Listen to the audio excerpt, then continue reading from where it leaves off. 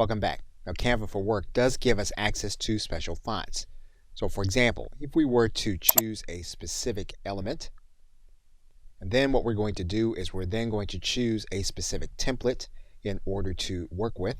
And if we start with this page, you'll notice that this page has a specific font. And basically we can take the font that we have here and we can change it to any one that we have uploaded to our brand kit.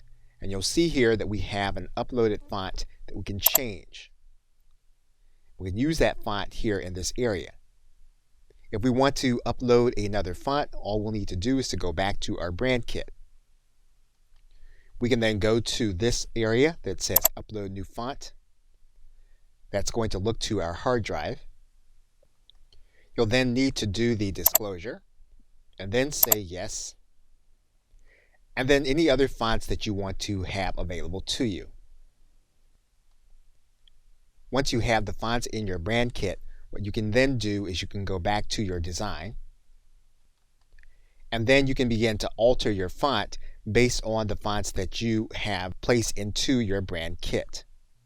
And all you'll need to do then is to go back to your menu. You'll then need to look for your brand fonts, and then you can make the change based on the brand fonts that you have uploaded.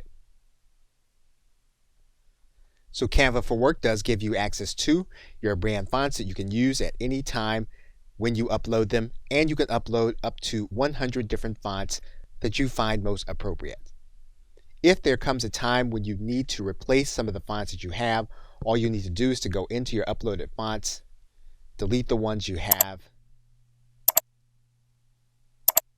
so that you can make room for those that you will be using. Okay, so with that, thanks, and I will see you in another video.